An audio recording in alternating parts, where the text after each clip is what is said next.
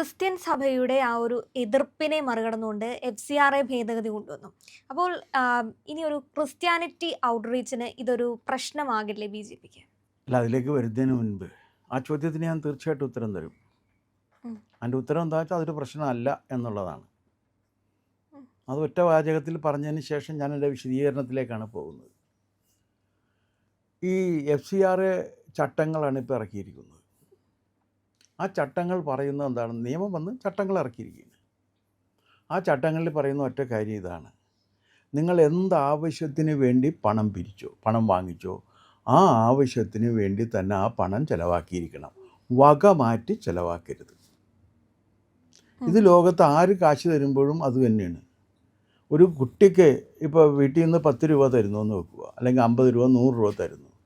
100 രൂപ ഇന്ന ആവശ്യത്തിന് വേണ്ടിയാണ് തരുന്നത്. ആ ആവശ്യത്തിന് സ്പെൻഡ് ചെയ്യാനേ നിങ്ങൾക്ക് അവകാശമുള്ളൂ. തിരിച്ചു ചെല്ലുമ്പോൾ ചോദിക്കും, നീ അതിന് തന്നെയാണ് ചിലവാക്കിയതെന്ന് ചോദിക്കും, ഇല്ലേ? വിദ്യാർത്ഥികളായിരുന്ന കാലത്ത് ഞങ്ങളുടെ അടുത്തൊക്കെ 10 പൈസയൊക്കെ ആയിരിക്കും തരിക. പക്ഷേ ആ 10 പൈസ ഇന്നതിന് ചിലവാക്കാൻ വേണ്ടിയാണ് തന്നത്, നീ അതിന് തന്നെ ചിലവാക്കിയോ എന്ന് ചോദിക്കും. അപ്പോൾ ഏത് ആവശ്യത്തിന് വേണ്ടി പണം കിട്ടുന്നുവോ ആ ആവശ്യത്തിന് വേണ്ടി തന്നെ ചിലവഴിക്കണമെന്ന് പണം സംബന്ധിച്ച നിയമങ്ങളും അതിൻ്റെ ചട്ടങ്ങളും ഉണ്ടാക്കുന്ന ആർക്കും അവകാശമുണ്ട്. കേരളത്തിൽ സംസ്ഥാനത്തിനും അവകാശമുണ്ട്. അതുകൊണ്ടാണ് സംസ്ഥാനത്ത് വകമാറ്റി ചിലവ് ചെയ്ത്. ഇപ്പോൾ കഴിഞ്ഞ ദിവസം നിങ്ങൾ കണ്ട്. കാരണം മുഖ്യമന്ത്രി ദുരിതാശ്വാസ നിധിയിൽ നിന്ന് 261 കോടി രൂപ വകമാറ്റി ചിലവ് ചെയ്തു.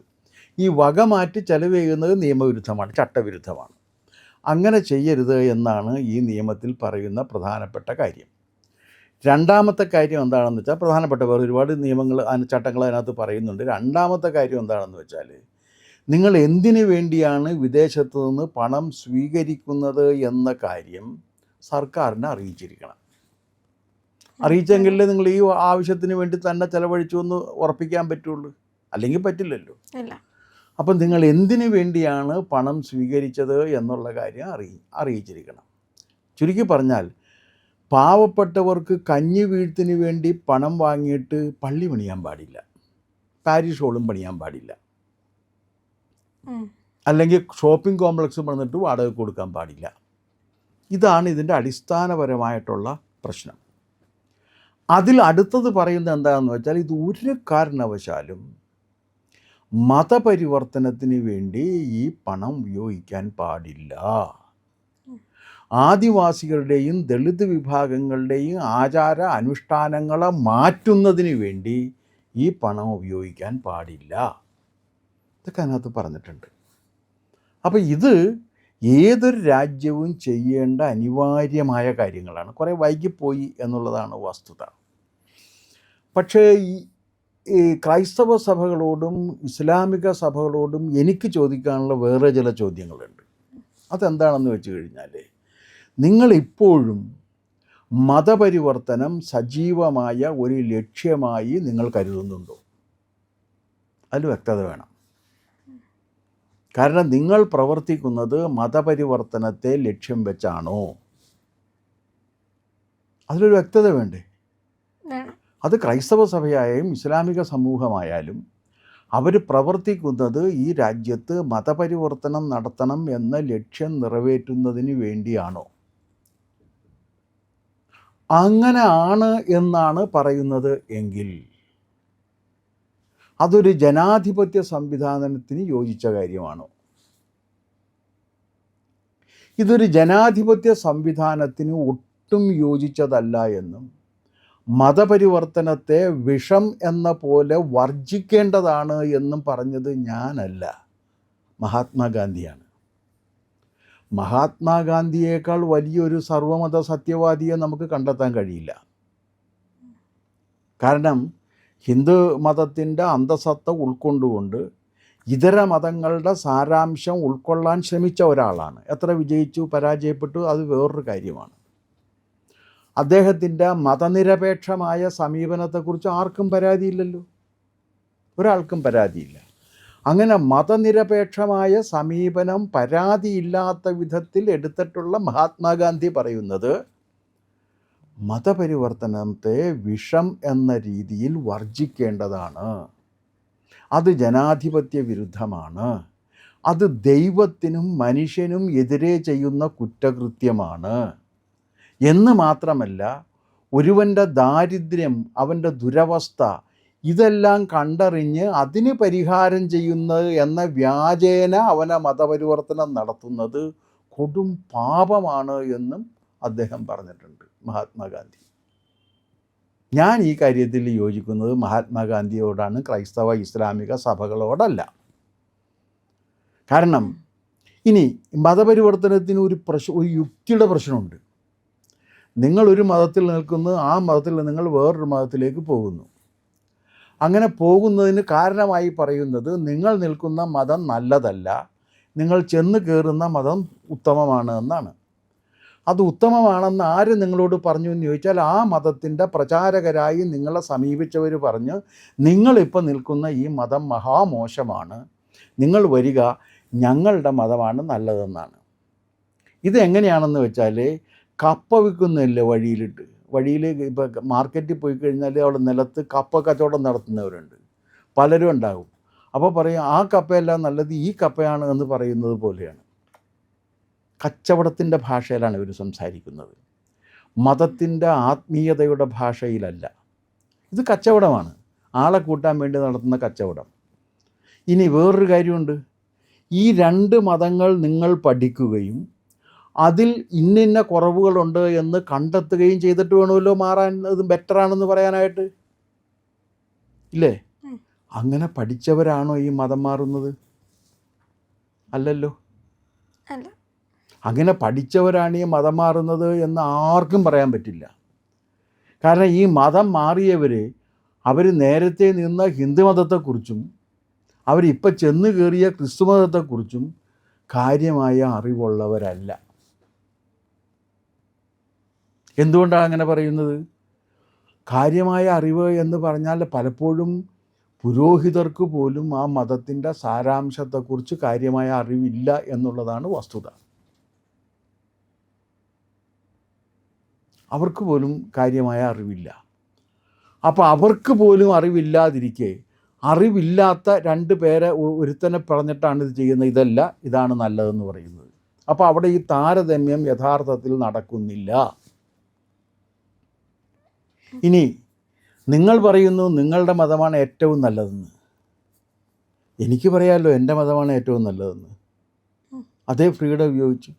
അങ്ങനെ രണ്ട് മതങ്ങൾ തമ്മിൽ ഏറ്റവും നല്ലതാണ് എന്ന് പരസ്പരം പറഞ്ഞുകൊണ്ടിരുന്നു തന്നെ ഒരു സംഘർഷമല്ലേ വരിക? അല്ലേ? സംഘർഷമല്ലേ വരിക? അപ്പോൾ മതപരിവർത്തന ശ്രമങ്ങൾ സ്വച്ഛമായി ജീവിക്കുന്ന ഒരു സമൂഹത്തിൽ സംഘർഷം ഉണ്ടാക്കും. അതുകൊണ്ടാണ് ചോദിക്കുന്നത്, ഇസ്ലാമിക ക്രൈസ്തവ മതവിഭാഗങ്ങൾ മതപരിവർത്തനത്തെ ഒരു അജണ്ടയായി അവരെടുത്തിട്ടുണ്ടോ? ഇത് പണം കൊടുത്ത് ചെയ്യരുതെന്നാണ് പറയുന്നത്. പണം കൊടുക്കാതെ തന്നെ അത് ചെയ്യാൻ അവർ തീരുമാനിച്ചിട്ടെങ്കിൽ അത് പറയട്ടെ. അപ്പം മതപരിവർത്തനത്തിന് വേണ്ടി വിദേശത്ത് നിന്ന് പണം ഇറക്കുമതി ചെയ്യുന്നതും അത് പ്രയോഗിക്കുന്നതും ഉപയോഗിക്കുന്നതും ശരിയാണ് എന്ന് സമ്മതിച്ചാൽ മാത്രമേ ക്രിസ്ത്യൻ ഔട്ട്റീച്ച് ഉണ്ടാകൂ എന്നാണെങ്കിൽ ആ ക്രിസ്ത്യൻ ഔട്ട്റീച്ച് ഏതെങ്കിലും ഒരു രാഷ്ട്രീയ പാർട്ടിക്ക് അംഗീകരിക്കാൻ പറ്റുമോ? മുസ്ലിം ലീഗിന് പോലും അംഗീകരിക്കാൻ പറ്റില്ല. കാരണം മുസ്ലിം ലീഗിന് ഒരു കാര്യമുണ്ടേ, മറ്റവർ മുസ്ലിം ആകാൻ തരാണ്ട് മുസ്ലിം വേറെ മതത്തിലേക്ക് പോകരുതെന്നുണ്ട്. ക്രൈസ്തവ മതത്തിനും വേറൊരു കാര്യമുണ്ട്, ആളുകൾ ക്രിസ്ത്യാനികളാകാൻ തരാണ്ട് ക്രിസ്ത്യാനികൾ മറ്റു മതത്തിലേക്ക് പോകരുതെന്നുണ്ട്. ഇല്ലേ? രണ്ടുപേരും അത് പറയുന്നുണ്ടല്ലോ. അപ്പോൾ അതുകൊണ്ട് ഏത് മതത്തിന് ഇത് അംഗീകരിക്കാൻ പറ്റും? ഇനി അവസാനമായിട്ട് മതത്തിൻ്റെ സാരാംശമാണോ മതത്തിൻ്റെ ആചാര അനുഷ്ഠാന മാതൃകകളാണോ ഇവർ മതത്തിൻ്റെ അന്തസത്തയായി പ്രചരിപ്പിക്കുന്നത്? അതാണ് ചോദ്യം. ആ ചോദ്യം വരുമ്പോൾ അടിസ്ഥാന പ്രശ്നങ്ങളിൽ ചോദ്യങ്ങൾ നമുക്ക് ചോദിക്കേണ്ടി വരും. ശത്രുവിനെ സ്നേഹിക്കുക, യേശുദേവൻ, നിങ്ങൾ കേട്ടിട്ടുണ്ടല്ലോ, എല്ലാവരും കേട്ടിട്ടുണ്ട്. എന്താ വാക്യത്തിൻ്റെ അർത്ഥം? രാവിലെ തുടങ്ങി വൈകുന്നേരം വരെ നടന്ന് ശത്രുക്കളെ ഉണ്ടാക്കുകയും വൈകുന്നേരം മുതൽ അടുത്ത പ്രഭാതം വരെ ഇവരെ സ്നേഹിച്ചു കൊടുക്കുകയും വേണമെന്നാണ്? അല്ലല്ലോ. അല്ല. ശത്രു മിത്ര ഭാവങ്ങൾക്ക് അതീതമായി മനുഷ്യവംശത്തെ സ്നേഹിക്കുക, അല്ലെങ്കിൽ പ്രപഞ്ചത്തെ സ്നേഹിക്കുക. അവിടെ ശത്രുവുമില്ല, മിത്രവുമില്ല. ശത്രുമിത്ര ഭാവങ്ങൾക്ക് അതീതമായി ഇത് ചെയ്യുക. അങ്ങനെ ചെയ്യാൻ തീരുമാനിക്കുന്ന ഒരു മതത്തിന് പിന്നെ എന്തിനാണ് പരിവർത്തനം? ഇല്ലേ? നിങ്ങൾ ആരായാലും നിങ്ങളെ സ്നേഹിക്കാമല്ലോ. യേശുദേവൻ പറഞ്ഞത്, എനിക്ക് വിശന്നു, നിങ്ങൾ ആഹാരം തന്നില്ല. എനിക്ക് ദാഹിച്ചു, നിങ്ങൾ കുടിക്കാൻ വെള്ളം തന്നില്ല. ഞാൻ രോഗിയായിരുന്നു, നിങ്ങൾ എന്നെ ശുശ്രൂഷിച്ചില്ല. ഞാൻ ഏകാകിയായിരുന്നു, നിങ്ങൾ എന്നെ സന്ദർശിച്ചില്ല. ഞാൻ കാരാഗൃഹവാസിയായിരുന്നു, നിങ്ങൾ എന്നെ കാണാനെത്തിയില്ല.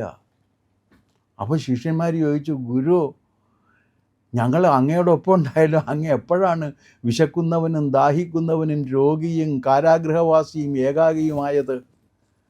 അപ്പോൾ യേശുദേവൻ പറഞ്ഞത്, ഇങ്ങനെ ആരെയെല്ലാം നിങ്ങൾ കാണുന്നുണ്ടോ അവരെല്ലാം ഞാനായിരുന്നു എന്നാണ്. അപ്പോൾ ലോകത്ത് ആരൊക്കെ വിശക്കുന്നുണ്ടോ അവൻ, ലോകത്ത് ആരൊക്കെ ദാഹിക്കുന്നുണ്ടോ അവർക്ക്, ലോകത്ത് ആർക്കൊക്കെല്ലാം രോഗമുണ്ടോ അവർക്ക്. അവിടെ പിന്നെ നിങ്ങൾക്ക് മതമാറ്റത്തെക്കുറിച്ച് ആലോചിക്കാൻ എവിടെയാണ് അവസരമുള്ളത്? അപ്പോൾ ഞാൻ പറയുന്നത്, ക്രൈസ്തവ മതസമൂഹം ആ മതത്തിൻ്റെ സാരാംശം ഉൾക്കൊണ്ട് ജീവിക്കാൻ തയ്യാറാവുകയാണ് വേണ്ടത്. അതല്ലാതെ മതത്തിലേക്കുള്ള എണ്ണം കൂട്ടി മത്സരിക്കാൻ തയ്യാറാവുകയല്ല വേണ്ടത്. ഇതിനകത്തിൽ ഒരു സംശയം ചോദിച്ചോട്ടെ. ഇപ്പോൾ ഈ ഒരു FCRA ഭേദഗതി വന്നു. അപ്പോൾ ഈ ഒരു ഭേദഗതി ഏറ്റവും കൂടുതൽ ബാധിക്കുന്നത് ക്രൈസ്തവ സഭകളെ തന്നെയായിരിക്കും. അപ്പോൾ ഇതുകൊണ്ട് ഈ BJPക്ക് ഒരു തിരിച്ചടിയും ഉണ്ടാവില്ല എന്നാണോ? അല്ല, അത് ക്രൈസ്തവ സഭകളെ മാത്രമാണ് ബാധിക്കുന്നതെന്ന് നിങ്ങളോട് ആര് പറഞ്ഞു? ക്രൈസ്തവ സഭയെ പ്രധാനം അല്ല, NGO ഫണ്ട് വാങ്ങിക്കുന്ന എല്ലാവർക്കും ബാധകമാണ്. കുഷ്ഠരോഗികൾക്ക് ശാശ്വത സമാധാനം ഉണ്ടാക്കാൻ പറഞ്ഞിട്ട് ഫണ്ട് വാങ്ങിയിട്ട് കള്ളു പിടിച്ച് കളഞ്ഞവരുണ്ടല്ലോ, അവർക്കും ബാധകമല്ലേ? അവർ മതസംഘടന ആകണമെന്നില്ല. അപ്പോൾ ഈ വിഭാഗമൊക്കെ പ്രധാനമായിട്ടും ഈ NGOയുടെ ഈ ഒരു ഫണ്ട് കൊണ്ട് നിലനിൽക്കുന്നുണ്ട്. ഇവർക്ക് കിട്ടുന്ന ഈ ഒരു തിരിച്ചടി അത് കേന്ദ്ര സർക്കാരിന് എങ്ങനെ ഒരു രാജ്യത്തെ നിയമം അതല്ല അത് അതെങ്ങനെ തിരിച്ചടിയാകുന്നത്? ഫണ്ട് വാങ്ങിക്കുന്ന, നിങ്ങൾ എന്ത് പർപ്പസിന് ഫണ്ട് വാങ്ങിക്കുന്നുവോ ആ പർപ്പസിന് ചിലവാക്കണം എന്ന് പറയുന്നത് ഇല്ല, എങ്ങനെയാണ് തിരിച്ചടിയാകുന്നത്? അത് തിരിച്ചടിയൊന്നുമില്ല. ഈ നിയമം അനുസരിക്കേണ്ടി പിന്നെ അനുസരിക്കേണ്ടി വരുമല്ലോ. പിന്നെ ഇതിൻ്റെ ബെനിഫിഷ്യറീസ് ക്രൈസ്തവ സമൂഹത്തിൽ എത്ര പേരുണ്ട്? ഒരു ചെറു വിഭാഗമാണ്. അമ്പലത്തിൽ നിന്ന് കക്കുന്ന ഹിന്ദുക്കളുടെ പോലെ തന്നെയാണ്. അമ്പലത്തിൽ നിന്ന് കക്കുന്ന ഹിന്ദുക്കൾ എത്ര ഉണ്ടാകും? വളരെ കുറവല്ലേ? അതുപോലെ തന്നെയാണ് അവിടെയും.